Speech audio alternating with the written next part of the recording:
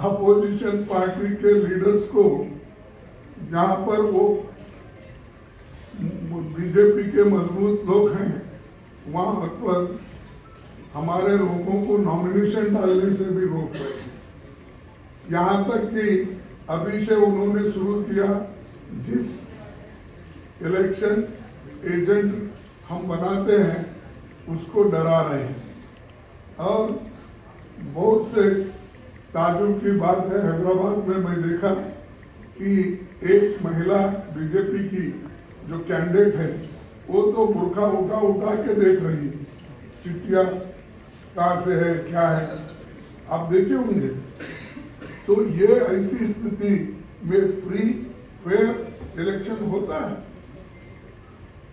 डरा के आप इलेक्शन करते हो। इसीलिए लेवल प्लेइंग ग्राउंड होना चाहिए, लेकिन फिर भी हम लड़ रहे मजबूती के साथ, एक होके आगे बढ़ रहे हैं।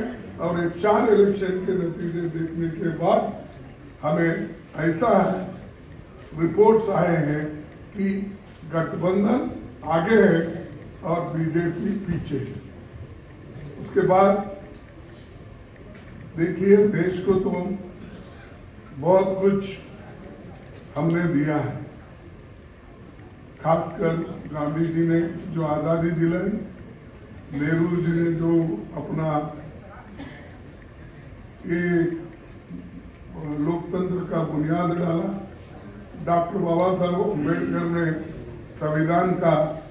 संविधान लिखा, और इसको पूरा गांधी जी, नेहरू जी और सब जो कॉन्स्टिट्यूंट असेंबली के मेंबर थे वो पूरे सपोर्ट करे, और वो समानता के लिए एक होकर चलने के लिए और सेक्युलर बेसिस चलने के लिए उन्होंने पूरी कोशिश की, और वो संविधान अब चल रहा है। इसको बदलने की कोशिश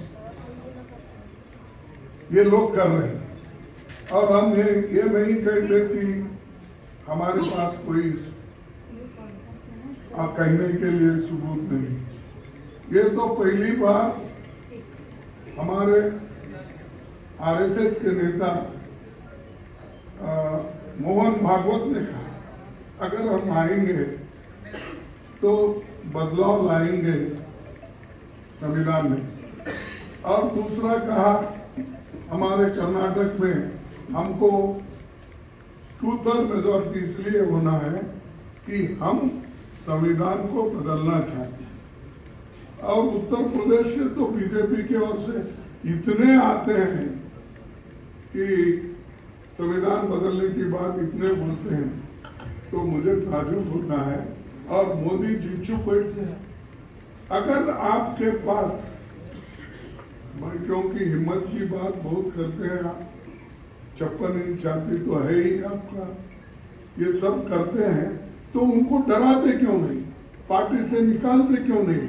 भाई, ये संविधान के खिलाफ ऐसा नहीं बोलना चाहिए, ये देशद्रोही का काम है, ऐसा बोलिए। अगर कोई गलत स्टेटमेंट देता है उसके ऊपर इतना कूद पड़ते हो, लेकिन ये तो देश को बचाने का और संविधान को बचाने का, लोकतंत्र को बचाने का सब्जेक्ट है, विषय है। इस पे आप क्यों नहीं ये करते?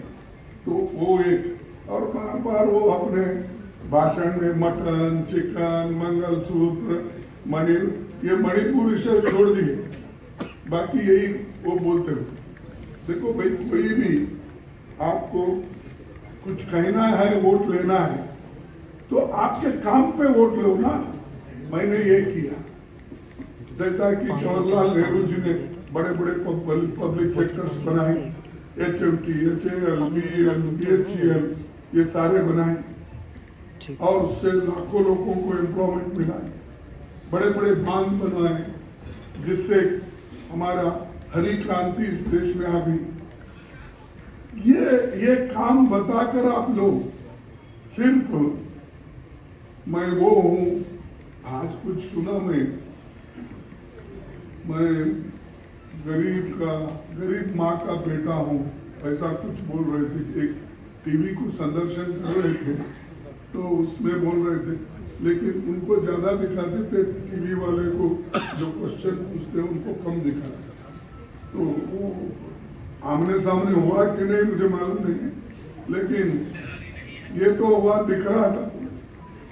तो ये चीजें वो खुद बोलते हैं, लेकिन अपने लोगों को सुधारने के लिए देखो भाई ये गरीबों के खिलाफ है, आप बात मत करो, नहीं तो पार्टी से बाहर जाओ। अगर आरएसएस भी कहती है तो तुम्हारी मदद मुझे नहीं होना चाहिए, मुझे देश इम्पोर्टेंट है, सब मिलकर चलना इम्पोर्टेंट है। ये बातें वो तो नहीं करते। या आर्थिक, सामाजिक, शैक्षणिक इसके विषय पे भी वो बात नहीं करते।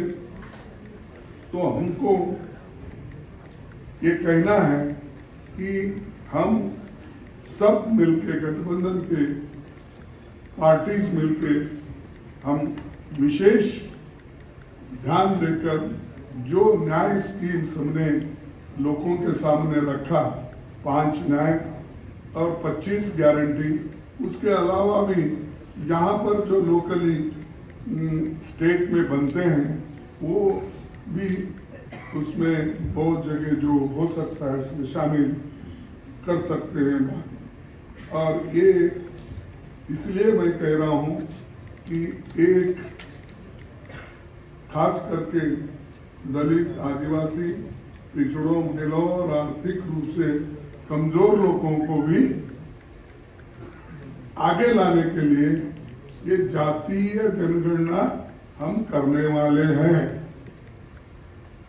इसलिए कर रहे हैं कि समाज को तोड़ने के लिए नहीं, जाति जाति में झगड़ा लगाने के लिए नहीं, इसलिए कर रहे हैं किसकी हालत, सामाजिक हालत उसकी क्या है, आर्थिक हालत क्या है और शैक्षणिक हालत क्या है, स्वास्थ्य में उसका कहाँ ठहरा है। इन चीजों को हम देखने के लिए और देखकर उस पर पॉलिसी बनाने के लिए हम कर रहे हैं। मोदी जी उठते ही ये जाति जनगणना देखिए ये लोग कर रहे हैं, वो नहीं, घर का एक्सरे कर रहे हैं, घर में क्या है वो देख रहे हैं। यहाँ तक भी बोले, कोई प्राइम मिनिस्टर आज तक नहीं बोला, मैं तो नहीं देखा, सुना भी नहीं। आप बहुत से यंग लोग हैं, बूढ़े भी हैं, लेकिन उन्होंने ये बोला, देखो आपके पास अगर घर में 2, अहमदाबाद में मैं भी था, मैं दूसरी जगह भाषण कर रहा था, उन्होंने भी कर रहे थे, उन्होंने बोला देखिए तुम्हारे घर में अगर 2 भैंस है, एक मुसलमानों को देखिए। नहीं, आप सुने नहीं। अगर ऐसा प्राइम मिनिस्टर इतनी झूठ भी बोलते हैं तो हम क्या कहें। और गालियां तो भरपूर देते हमको, इतना कांग्रेस को गालियां देते, मैं समझता हूँ राम का नाम भी उन्होंने उतना नहीं लिया होगा जितना हमारे को गालियां देते। कांग्रेस पार्टी को, सोनिया गांधी को, राहुल गांधी को, और फिर बाद में बचा कुचा रहे तो प्रियंका गांधी को और मेरे को भी शामिल कर लेंगे। तो मैं इसलिए बोल रहा हूँ, हर चीज झूठ, आप कितना झूठ बोलो, और लोगों को मालूम है। इसके बावजूद भी अगर कोई कहता है कि बहुत बड़ा होशियार है, स्टेट्समैन है, अगर कहते हैं तो मैं समझूंगा इस देश की बदकिस्मती है। और मैं इस दावे के साथ कहूंगा कि इंडिया गठबंधन ये जो है बहुत मजबूती के साथ लड़ रहा है और लड़ेगा, और हमारे जितने भी गारंटीज है वो हम सभी महिलाओं के लिए हो, युवाओं के लिए हो, श्रमिकों के लिए हो, किसानों के लिए हो, और बराबरी के हिस्सेदारी का हो, ये सब कुछ हम करके दिखाएंगे। तो मैं इतना ही कहता हूँ। आप सभी को धन्यवाद, और शांति से सुने आपको धन्यवाद करते हुए। और अब हाँ, मैं एक आपको कहूँगा कि यहाँ पर 5 केजी चावल की भूज चल रही है और मैंने 80 करोड़ लोगों को मुफ्त खाना दिया। अरे भाई, फूड सिक्योरिटी एक्ट तो हमने लाया, कोई भी उस एक्ट के तहत कोर्ट जा सकता है, स्टॉप करेगा। तुमने तो कुछ भी नहीं किया, लेकिन मैं इतने 80 करोड़ लोगों को आप 5 किलो दे रहे हैं ना, हम गठबंधन की सरकार अगर आएगी हम 10 केजी देंगे, 10 केजी। पहले का जो भी है वो तो है, लेकिन 10 केजी हम देंगे। और ये गारंटी के साथ इसलिए कह रहा हूं कि हम जो करे हैं, कर्नाटक में हम किए और तेलंगाना में हमने किया, हम तो स्टेटों में किए। जिन्हों आगे देने वाले 5 केजी मैं दे रहा हूं और मैं उसको आगे देखूंगा, ऐसा कुछ बोल रही।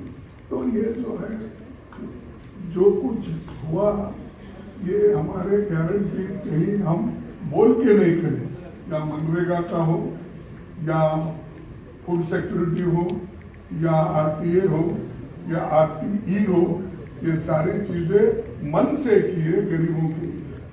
तो ये चीज मुझे कहना था। धन्यवाद।